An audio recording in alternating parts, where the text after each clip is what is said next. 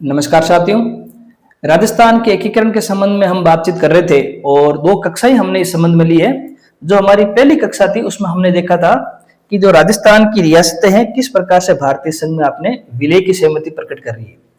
और जो दूसरी कक्षा थी हमारी उसमें हमने देखा था राजस्थान के एकीकरण किस प्रकार से प्रारंभ हुआ है। हमने सबसे पहले मत्स्य संघ के बारे में पढ़ा और हमने देखा यह था कि मत्स्य संघ का उद्घाटन 18 मार्च 1948 को हो रहा है, जिसमें राजस्थान की 4 रियासतें अलवर, भरतपुर, धौलपुर और करौली और एक ठिकाना आपके नीमराना किस प्रकार एकीकृत होकर मत्स्य संघ के रूप में परिवर्तित हुआ है।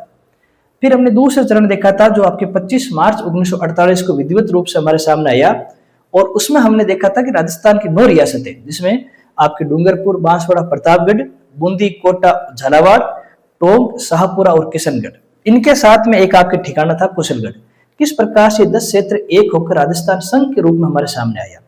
इन दोनों ही आपके चरणों को हमने अच्छी तरीके से पढ़ा है। हमने तथ्यों को भी साथ में रखने की कोशिश की है और हमने अवधारणात्मक जो बातें हैं उनको भी साथ रखने की कोशिश की है, ताकि जब आप इस चैप्टर को पढ़े, इस विषय वस्तु को पढ़ें, तो कहीं आपको रटने की आपको जरूरत महसूस नहीं हो भी जरूरत महसूस तो कम से कम हो। उन बातों को हमने ध्यान रखा है।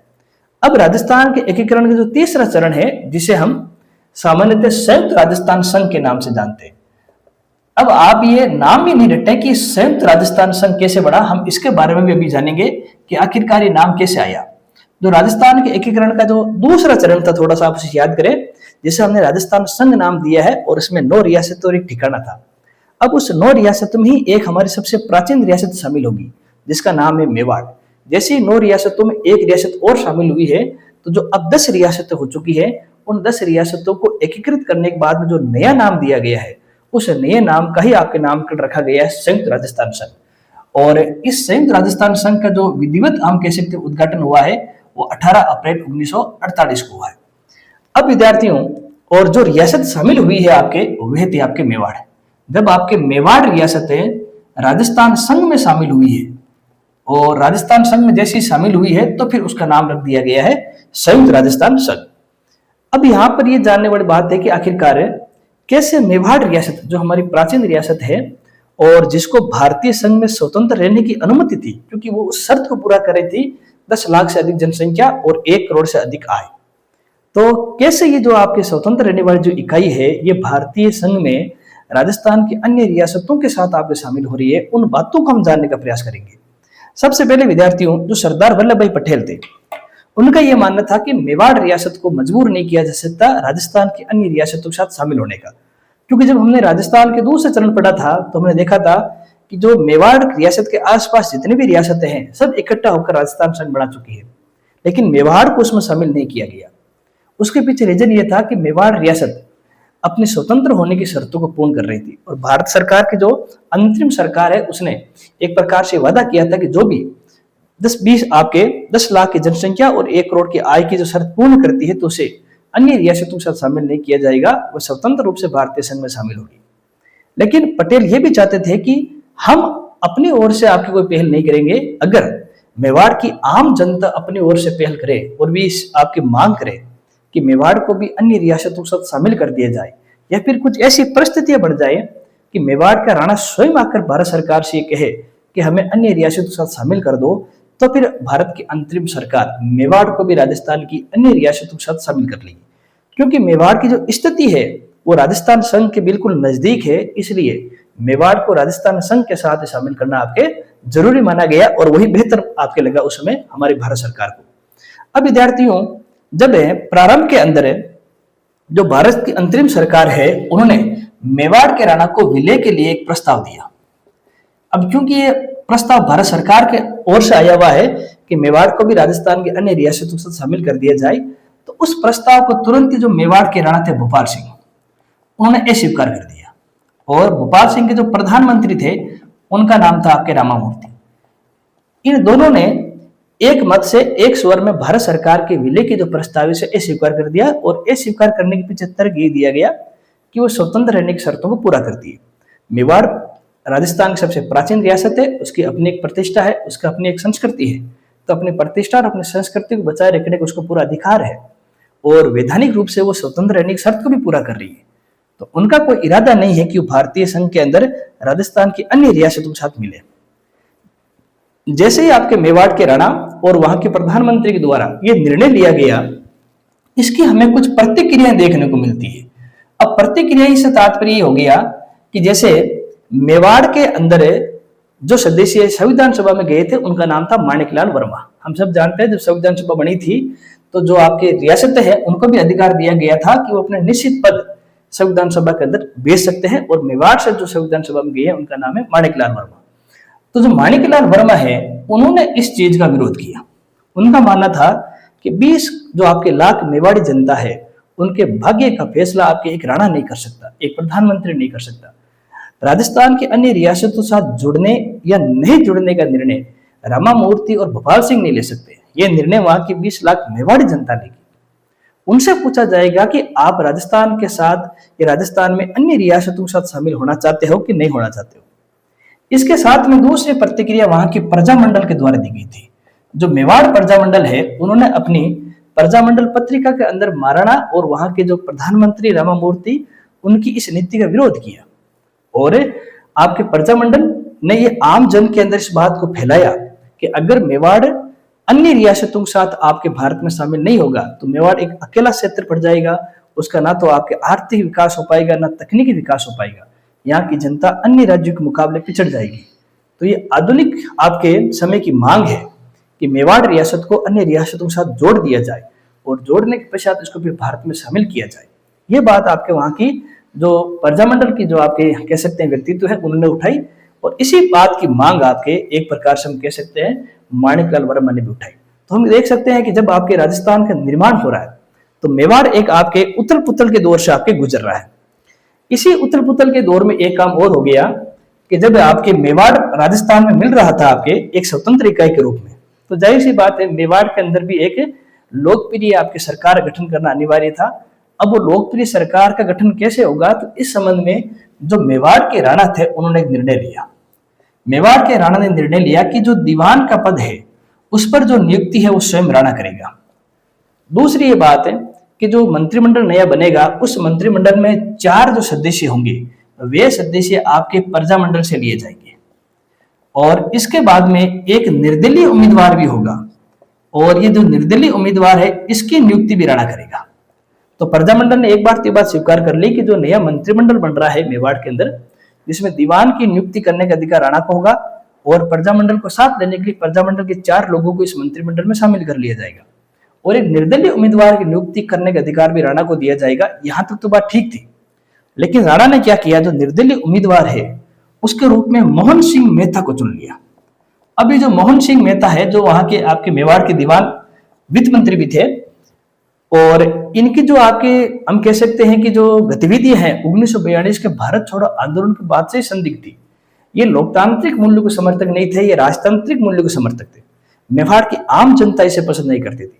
मेवाड़ के आम लोग इसके विचारों और इसकी जो प्रवृत्ति है, इसकी जो क्रियाकलाप है, इसकी जो कार्य करने की जो प्रणाली है, इसके विरोधी थी। तो जो प्रजामंडल के जो प्रमुख नेता थे और मेवाड़ के जो आम लोग थे उन्होंने इस बात का विरोध किया कि जो मेवाड़ का नया मंत्रिमंडल बन रहा है, भाई एक तो आप मेवाड़ को अन्य रियासतों के साथ शामिल नहीं कर रहे हो, और दूसरी बात जब आप मंत्रिमंडल बना रहे हो तो उसमें ऐसे निर्दलीय व्यक्ति के रूप में चुन रहे हो जो पहले से ही मेवाड़ के अंदर अलोकप्रिय है। यहाँ पर महाराणा को हार माननी पड़ी। जब सारी स्थितियां काबू में नहीं आ रही थी तो फिर राणा ने मोहन सिंह मेहता की जगह जो आपके जीवन सिंह चौरड़िया है उनको एक प्रकार से निर्दलीय उम्मीदवार के रूप में मेवाड़ के मंत्रिमंडल में शामिल कर लिया। हम देखते हैं कि मेवाड़ के स्वतंत्रता आंदोलन के समय होने वाली घटनाओं में एक महत्वपूर्ण घटना थी कि प्रजामंडल ने कैसे मेवाड़ के राणा को झुका दिया। उनको यह मानना पड़ा कि जो उनके द्वारा जिस व्यक्ति को नियुक्त किया गया है निर्दलीय उम्मीदवार के रूप में, वो मेवाड़ में अलोकप्रिय है। अतः आम लोगों की भावनाओं को ध्यान में रखते हुए इसी व्यक्ति जो आपके मोहन सिंह मेहता है उनकी जगह जीवन सिंह चौरड़िया को एक प्रकार से निर्दलीय उम्मीदवार के रूप में चुना गया। अब यहाँ पर यह समस्या आ रही विद्यार्थियों, जो प्रधानमंत्री है वहां के रामा मूर्ति, उनका यह मानना था कि अगर हम अन्य राज्यों के साथ शामिल नहीं हो पा रहे हैं आपके भारतीय संघ में, और भारतीय संघ के अंदर हम एक स्वतंत्र इकाई के रूप में रह रहे हैं, तो हो सकता है आने वाले दिनों में जो यहाँ का जो प्रजामंडल है वो और अधिक मजबूत हो जाए। अभी तो हम केवल शामिल होने की प्रक्रियाओं को देख रहे हैं, उसी दौरान हम देख रहे हैं कैसे प्रजामंडल ने विरोध करके एक व्यक्ति की स्थिति को बदलवा दिया। तो हो सकता है आने वाले समय में ये जो प्रजामंडल के नेता हैं, ये राणा और उसके प्रधानमंत्री के पद से के ऊपर नहीं चले जाए। तो उनकी बढ़ती हुई जो स्थिति है उसको रोकने के लिए, प्रजामंडल के नेताओं को हम कह सकते हैं उनकी प्रतिष्ठा नीचे रखने के लिए, उनकी शक्तियों को कम करने के लिए, जो रामामूर्ति है रामामूर्ति ने मेवाड़ के राणा भूपाल सिंह को एक सलाह दी। वो सलाह कुछ इस प्रकार थी कि आप जल्द से जल्द भारत की अंतरिम सरकार से बातचीत करिए और उन्हें सुझाव दीजिए कि मेवाड़ राजस्थान संघ में शामिल होने के लिए तैयार है। जैसे ही आपके मेवाड़ राजस्थान संघ में शामिल हो जाएगा तो उससे जो मेवाड़ के प्रजामंडल के जो नेता हैं उनकी स्थिति गिर जाएगी, क्योंकि फिर मेवाड़ के बारे में निर्णय लेने का अधिकार भारत सरकार को होगा और भारत सरकार मेवाड़ की प्राचीनता को ध्यान में रखते हुए मेवाड़ के राणा के साथ किसी प्रकार का भेदभाव नहीं करेगी। लेकिन राणा ने यहाँ पर रामामूर्ति से यह आपके संदेह प्रकट किया कि हम मेवाड़ को राजस्थान संघ में शामिल तो कर लेंगे, लेकिन उससे पहले हमारी कुछ शर्तें हैं जो हमारी प्रतिष्ठा को बढ़ाई रख सकती है। वो शर्तें भारत सरकार के पास पहुंचाइए, अगर भारत सरकार उन शर्तों को मान लेती है तो हम जाकर आपके राजस्थान संघ में शामिल हो जाएंगे। यहाँ पर आपके जो मेवाड़ के राणा थे उन्होंने भारत सरकार के समक्ष 3 शर्तें रखी। एक तो ये कि जब आपके मेवाड़ राजस्थान संघ में शामिल हो जाएगा, उसके बाद में जो नया संघ बनेगा जिसको हम संयुक्त राजस्थान संघ कह रहे हैं, उसकी जो राजधानी है वो उदयपुर रखनी पड़ेगी, क्योंकि हम देखते हैं राजस्थान संघ की जो राजधानी है विद्यार्थी वो आपके कोटा थी। लेकिन यहां पर हम देख पा रहे हैं कि ये चाहते हैं कि अब राजधानी कोटा नहीं रहे, अब राजधानी आपके कौन बन जाए, उदयपुर बन जाए। दूसरी इनकी मांग थी कि जो राजाओं को प्रिवी पर्स मिल रहा है वो प्रिवी पर्स आपके 20 लाख होना चाहिए। उनका मानना था कि इतनी बड़ी रियासत है मेवाड़ की और मेवाड़ के राणा भोपाल सिंह का अपना एक कद है, तो उसकी मांग ये है कि उसे प्रिवी पर्स के रूप में 20 लाख रुपए देने पड़ेंगे। और उनकी जो तीसरी मांग थी वो ये थी कि जो राणा है उनके जो वंश है आने वाले उनको आजीवन राज प्रमुख का पद दे दिया जाए, ये बात उन्होंने कही थी। तो इस प्रकार से 3 मांगे थी, एक तो राजधानी उदयपुर रखी जाए, एक प्रिवी पर्स की राशि 20 लाख कर दी जाए और राणा को वंशानुगत आजीवन, यानी राणा और उनके मृत्यु के बाद में उनके आने वाले जो वंश के हैं व्यक्ति है उनको भी आजीवन राज प्रमुख का पद दे दिया जाए। और ये तीनों शर्तें भी रामामूर्ति ने भारत सरकार के समक्ष रखी। अब भारत सरकार के सामने एक आपके मौका आया कि भारत सरकार ने पहले भी ये कहा था कि हम अपनी ओर से पहल नहीं करेंगे, क्योंकि मेवाड़ को स्वतंत्र रहने का अधिकार है भारत के अंदर। लेकिन यहाँ तो मेवाड़ स्वयं आ रहा है आपके राजस्थान संघ में शामिल होने के लिए, तो भारत सरकार इतना बड़ा मौका कैसे चूक सकती थी। उसने इस अवसर का लाभ उठाया और इन शर्तों पर आपके गौर किया और इन शर्तों में कुछ बदलाव किया। जैसे भारत सरकार ने क्या प्रतिक्रिया दी कि राजधानी आपकी उदयपुर ही रहेगी, हमने आपकी ये बात स्वीकार कर ली।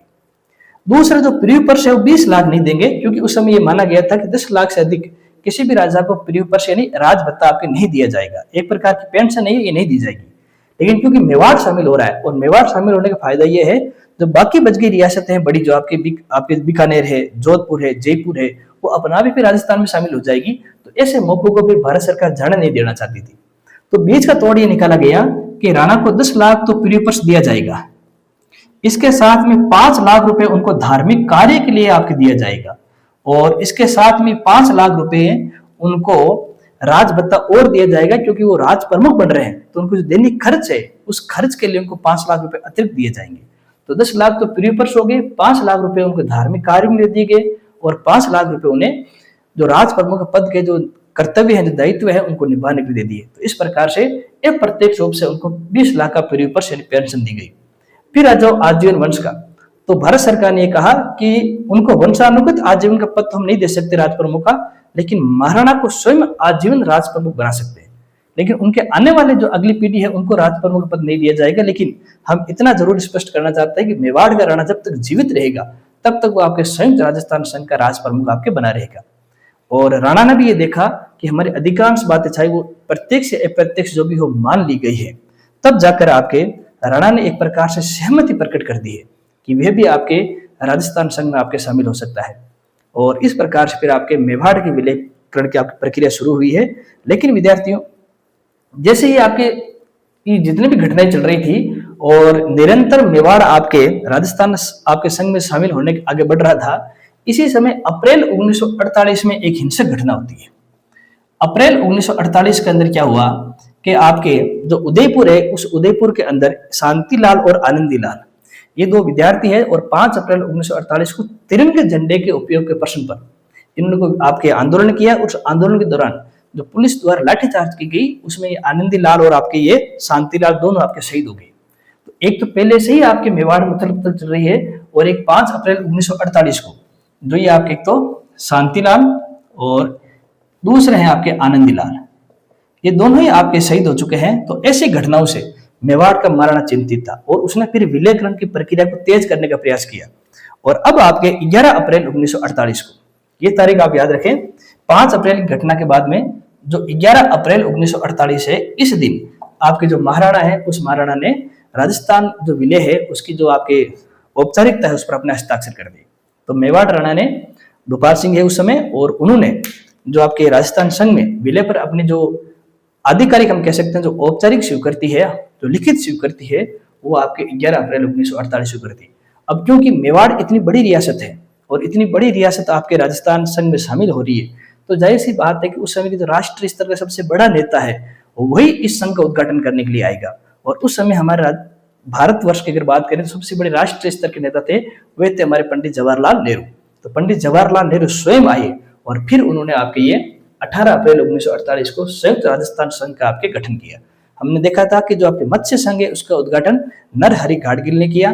फिर हमने देखा था कि राजस्थान संघ उसका उद्घाटन भी नरहरि गाडगिल ने किया।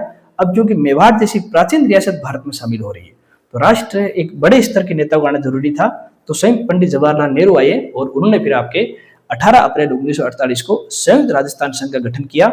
और इस संयुक्त राजस्थान संघ के अंदर वो आपकी 9 रियासत है, जिसमें डूंगरपुर, बांसवाड़ा, प्रतापगढ़, कोटा, बूंदी, झालावाड़, टोंक, शाहपुर और किशनगढ़, और उनके साथ शामिल था आपके कुशलगढ़, ठिकाना, उनके साथ मेवाड़ को शामिल करके संयुक्त राजस्थान संघ आपके नाम दिया गया, जिसकी विधिवत आपके उद्घाटन की प्रक्रिया 18 अप्रैल 1948 को हुई। तो इस प्रकार से विद्यार्थियों आप देखोगे कि कैसे आपके संयुक्त राजस्थान संघ बना है, और उस संयुक्त राजस्थान संघ में कैसे विपरीत परिस्थितियां और कुछ अपने हिंसक घटनाएं और कुछ अपने लाभ को लेकर मेवाड़ के राणा और वहां के प्रधानमंत्री रामामूर्ति ने एक निर्णय लिया कि हमें जल्द से जल्द आपके राजस्थान की अन्य रियासतों के साथ आपके शामिल हो जाना चाहिए। तो हमने सारी घटना आप देखी है। अब इस विलय के बाद में किनको राज प्रमुख बनाया गया, किनको उप राज प्रमुख बनाया गया है, राजधानी क्या रखी गई है, कौन यहाँ के प्रधानमंत्री बने हैं, और किस प्रकार से आपके मेवाड़ के जो मुत्सदी वर्ग है, जो कर्मचारी वर्ग है, उसने मेवाड़ के राणा को एक प्रकार से एक सलाह दी और उस सलाह ने आपके मेवाड़ को हमेशा हमेशा के लिए राजस्थान में शामिल करवा दिया। उनके बारे में थोड़ा सा हम यहाँ पर जानने का प्रयास करते हैं। संयुक्त राजस्थान संघ की अगर मैं राज प्रमुख की बात करूं, तो जो राज प्रमुख का जो दायित्व है हम पढ़ चुके हैं, वह दायित्व आपके मेवाड़ के राणा के पास था। और उस समय जो मेवाड़ के राणा थे उनका नाम था आपके भोपाल सिंह।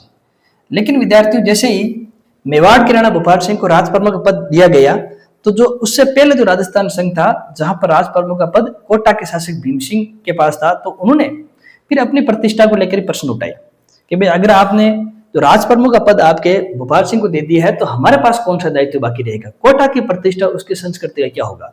तो यहाँ पर यह तोड़ निकाला गया कि जो संयुक्त राजस्थान संघ है उसमें 2 प्रकार के उप राज प्रमुख होंगे। एक तो आपके वरिष्ठ उपराज प्रमुख होगा, एक तो आपके वरिष्ठ उपराज प्रमुख का पद होगा, एक आपके कनिष्ठ उपराज प्रमुख का पद होगा। तो इस प्रकार से शासकों को संतुष्ट करने का यहाँ पर प्रयास किया गया है। और जो वरिष्ठ उपराज प्रमुख का पद है वो आपके हम कह सकते हैं कि जो कोटा के शासक भीम सिंह है, आपने इनके बारे में पहले पढ़ चुके हैं। कोटा के शासक जो भीम सिंह है उनको आपके वरिष्ठ उपराज प्रमुख का पद आपके दिया गया। इसी प्रकार जो आपके बूंदी और डूंगरपुर के शासक हैं, बूंदी और आपके डूंगरपुर के शासक हैं, उन दोनों शासकों को आपके कनिष्ठ उपराज प्रमुख का पद दिया गया। तो इस प्रकार से डूंगरपुर, बूंदी और कोटा के जो शासक है उनको भी आपके संतुष्ट करने का प्रयास यहाँ पर किया गया है। अगली जो बात यहाँ ये थी विद्यार्थियों की जो राजधानी है, तो पहले आपकी कोटा थी, अब उसकी जगह राजधानी किसको बना दिया गया है, आपके उदयपुर को बना दिया गया है। लेकिन यहाँ पर एक निर्णय लिया गया कि प्रतिवर्ष जो मंत्रिमंडल है उसकी एक बैठक आपके कोटा में भी रखी जाएगी, ताकि जो कोटा का जो प्रतिष्ठा का जो प्रश्न है वो आपके बना रहेगा। एक प्रकार से उसकी भी आपके हम कह सकते हैं कि जो इमेज है, जो उसकी प्रतिष्ठा है, इस संघ के अंदर आपके बनी रह सकती है।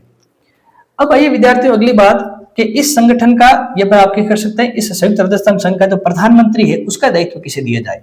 राजस्थान संघ में हमने देखा था कि शाहपुरा के गोकुलाल असावा थे, वे आपके प्रधानमंत्री पद की भूमिका निभा रहे थे। लेकिन अब चूंकि मेवाड़ मिल चुकी है और माणिकलाल वर्मा बड़े यहाँ के प्रसिद्ध आपके नेता रह चुके हैं, तो जो माणिकलाल वर्मा है, माणिकलाल वर्मा को आपके संयुक्त राजस्थान संघ का प्रधानमंत्री बनाया गया और गोकुललाल आसावा जी को उनके अधीन बनने वाले मंत्रिमंडल में आपके शामिल कर लिया गया। तो इस प्रकार से आपके जो राज प्रमुख का पद है, वरिष्ठ उपराज प्रमुख पद है, कनिष्ठ उपराज प्रमुख का पद है, जो राजधानी का प्रश्न है और फिर जो प्रधानमंत्री का जो प्रश्न है उनको आपके समाधान करने का आपके प्रयास किया गया है। और विधिवत रूप से फिर 18 अप्रैल 1948 को संयुक्त राजस्थान संघ का आपके गठन हो चुका है, जिसके उद्घाटन की जो संपूर्ण कार्यवाही है, जो क्रियाकलाप है, उस समय के आपके सबसे राष्ट्रीय स्तर के बड़े नेता, बड़ा चेहरा आपके पंडित जवाहरलाल नेहरू ने निभाई थी। तो जो मेवाड़ विलय हुआ है बड़े ही अद्भुत ढंग से हुआ है। और इस बारे में जो नाथूदान जी थे उन्होंने बड़ी अच्छी बात कही कि मिल मारी मेवाड़ ने मोहन और मनोहर। उनका कहना था जिस मेवाड़ को आपके महाराणा राजस्थान संघ में शामिल नहीं कर पाया, जिस मेवाड़ को भारत सरकार राजस्थान संघ में शामिल नहीं कर पाई और जिस मेवाड़ को वहां के प्रजामंडल के नेता राजस्थान संघ में शामिल नहीं कर पाया, वह काम आपके मनोहर और मोहन ने कर दिया। हमने पहले देखा था कि जो मोहन सिंह मेहता है, जो आपके मोहन सिंह मेहता है, ये तो आपके वित्त मंत्री की भूमिका निभा रहे थे मेवाड़ के अंदर।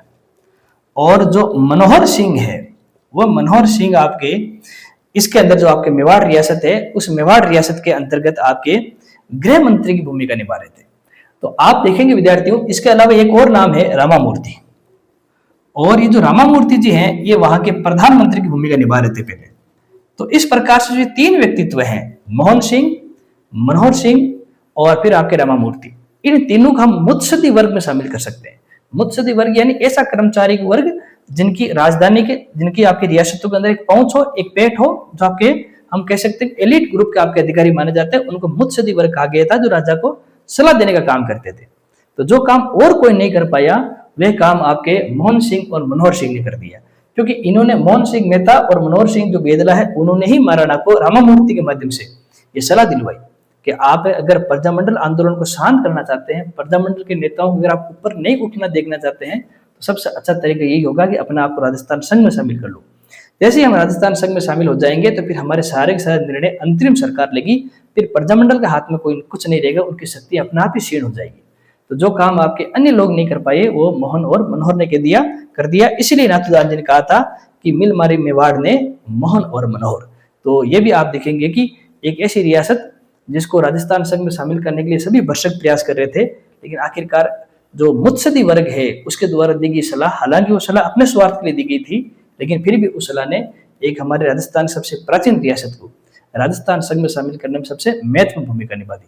तो अब जो अगली कक्षा होगी, उस अगली कक्षा में हम राजस्थान के एकीकरण के जो अन्य चरण है, जो चौथा, पांचवा, छठा और सातवां चरण है, वो किस प्रकार से आया और उसमें कौन कौन सी रियासतें शामिल हुई है, उसके बारे में देखेंगे। लेकिन अब हम इस बात को जान चुके हैं कि हमारे अब केवल 4 रियासतें हैं जो हमारी इस एकीकरण की प्रक्रिया से दूर हैं।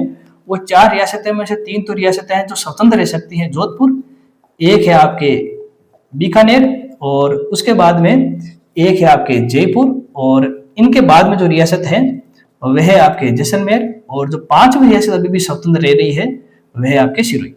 अब इन 5 रियासतों और एक चीफ कमिश्नरी प्रांत अजमेर मेरवाड़ा और एक ठिकाना जो आपके लावा है, उनके संबंध में हमारे भारत की अंतरिम सरकार ने कैसे कार्रवाई की है और कैसे इनको भी एक आपके संयुक्त राजस्थान संघ और अन्य संघ के अंदर शामिल करने का प्रयास किया गया है, उनके बारे में अध्ययन करेंगे। तब तक के लिए धन्यवाद।